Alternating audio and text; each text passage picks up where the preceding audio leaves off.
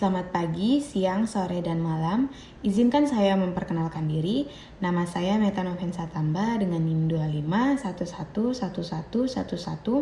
25111111200015 dari Program Studi Kedokteran Gigi, Fakultas Kedokteran Gigi Universitas Lambung Mangkurat, Angkatan 2025.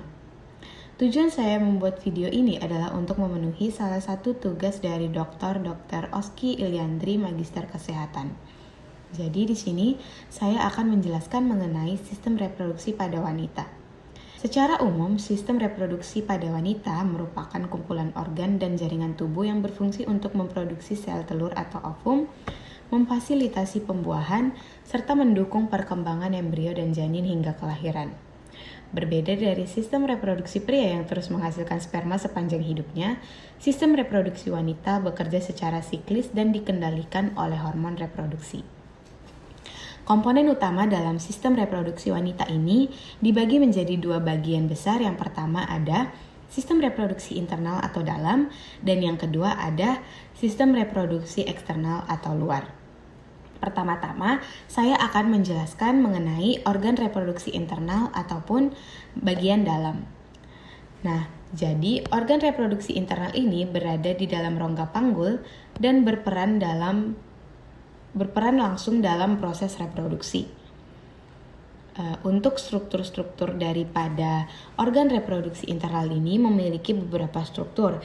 Yang pertama yaitu adalah ovarium ataupun indung telur. Ovarium memiliki jumlah 2 buah dan terletak di kiri dan kanan rahim. Berbentuk oval kecil dan berukuran kurang lebih 3-4 cm. Ovarium sendiri memiliki fungsi yang pertama, menghasilkan ovum atau sel telur melalui proses ovulasi, kemudian menghasilkan hormon estrogen atau progesteron, kemudian ada mengatur siklus menstruasi dan perkembangan karakteristik seksual sekunder dan menjaga kehamilan. Dalam ovarium terdapat ribuan follicle de Graaff yang masing-masing berisi ovum belum matang. Setiap bulannya, satu folikel akan matang dan melepaskan ovum ke tuba Fallopi. Struktur organ yang kedua yaitu adalah tuba Fallopi ataupun saluran telur. Tuba Fallopi memiliki panjang sekitar 10-12 cm yang menghubungkan ovarium dengan rahim. Tuba Fallopi ini terdiri dari beberapa bagian.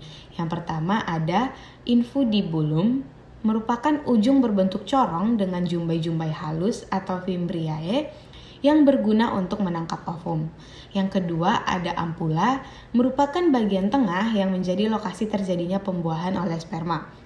Yang ketiga ada isthmus, merupakan bagian sempit yang menuju ke rahim dan berfungsi mengangkut ovum dari ovarium ke rahim menjadi tempat fertilisasi atau pembuahan yang menghasilkan zigot, dan merupakan gerak silia dan kontraksi otot halus membantu mendorong zigot ke rahim.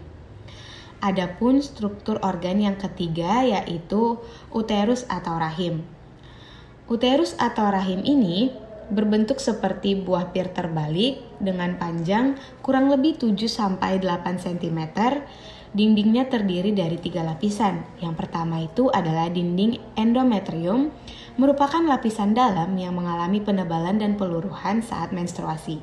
Yang kedua ada myometrium, merupakan lapisan otot polos tebal yang membantu kontraksi saat persalinan.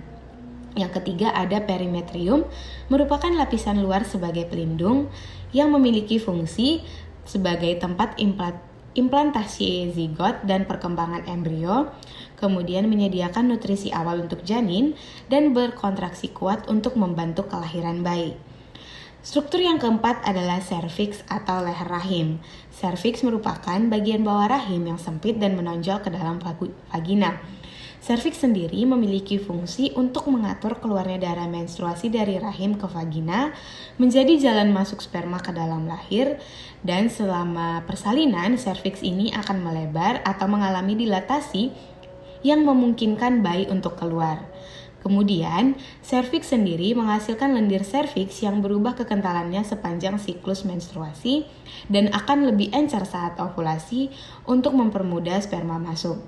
Kemudian, struktur yang kelima yaitu adalah vagina. Vagina sendiri memiliki panjang sekitar 8-10 cm, berbentuk tabung, elastis, memiliki fungsi sebagai saluran kopulasi atau tempat masuk sperma, sebagai jalan lahir bayi saat persalinan, dan tempat keluarnya darah menstruasi. Untuk ciri khusus, vagina ini memiliki dinding vagina bersifat asam dengan pH 3,5 sampai 4,5 yang berfungsi untuk mencegah infeksi. Kemudian vagina ini dikelilingi otot yang dapat meregang saat hubungan seksual ataupun melahirkan. Kemudian di sini saya akan menjelaskan mengenai organ reproduksi eksternal ataupun organ reproduksi luar. Di sini organ reproduksi eksternal ini juga memiliki beberapa struktur. Yang pertama adalah labia mayora. Labia mayora merupakan lipatan kulit besar yang melindungi bagian dalam organ reproduksi. Labia mayora ini mengandung kelenjar keringat dan minyak. Struktur yang kedua adalah labia minora. Labia minora ini merupakan lipatan kulit kecil di dalam labia mayora yang mengelilingi lubang vagina dan uretra. Labia minora sendiri kaya akan pembuluh darah dan saraf sensori dan juga sensitif terhadap rangsangan. Struktur yang ketiga ada klitoris. Nah, klitoris ini merupakan struktur kecil yang sangat sensitif, kemudian mengandung jaringan erektil dan berperan penting dalam kenikmatan seksual. Kemudian yang keempat ada lubang uretra atau vagina. Lubang uretra berfungsi sebagai jalur keluarnya urin dan lubang vagina berfungsi sebagai jalan masuk sperma dan keluarnya darah menstruasi serta jalan lahir bayi. Selanjutnya di sini saya akan menjelaskan mengenai siklus menstruasi. Siklus menstruasi ini berlangsung sekitar 28 hari dan dibagi menjadi 4 fase utama. Fase pertama yaitu fase menstruasi. Nah, fase menstruasi ini terjadi pada hari pertama sampai kelima. Nah, kemudian fase menstruasi ini terjadi pada lapisan endometrium dan lapisan endometrium luruh ketika kadar hormon estrogen dan progesteron menurun. Kemudian fase kedua yaitu fase folikular, terjadi pada hari ke-6 sampai ke-13. Folikel di ovarium mulai berkembang karena pengaruh hormon. Endometrium menebal kembali akibat peningkatan hormon estrogen. Fase ketiga yaitu fase ovulasi, terjadi di sekitar hari ke-14. Fase ovulasi terjadi saat lompatan hormon memicu pelepasan ovum matang dari ovarium. Kemudian yang terakhir yaitu fase luteal, terjadi pada hari ke-15 sampai ke-28. Fase ini terjadi ketika folikel yang pecah berubah menjadi korpus luteum menghasilkan progesteron. Jika tidak terjadi pembuahan, maka korpus luteum digenerasi dan kemudian siklus menstruasi akan dimulai kembali. Yang terakhir, saya akan menjelaskan mengenai proses reproduksi. Proses reproduksi ini sendiri terjadi menjadi 5 bagian. Yang pertama itu ada ovulasi. Ovulasi merupakan pelepasan ovum dari ovarium ke tuba falopi. Yang kedua itu ada proses fertilisasi. Fertilisasi ini merupakan penyatuan ovum dan sperma di tuba falopi yang menghasilkan zigot. Kemudian yang ketiga ada implantasi, di mana zigot menempel pada endometrium rahim dan mulai berkembang menjadi embrio. Fase keempat yaitu proses kehamilan. Embrio berkembang menjadi janin yang didukung oleh plasenta, dan yang terakhir yaitu proses persalinan. Saat persalinan, otot rahim berkontraksi untuk mendorong bayi keluar melalui serviks dan vagina. Di sini saya akan menambahkan beberapa gangguan dan penyakit pada sistem reproduksi wanita.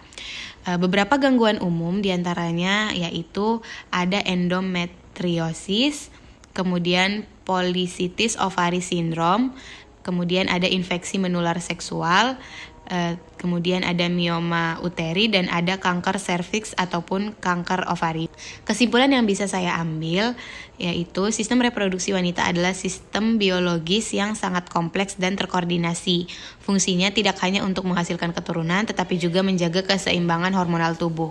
Proses yang terjadi di dalamnya dari pematangan sel telur, pembuahan hingga kelahiran merupakan hasil kerjasama yang halus antar organ, hormon, dan sistem saraf. Demikian yang bisa saya sampaikan. Jika ada kesalahan kata, saya mohon maaf. Sekian dan terima kasih.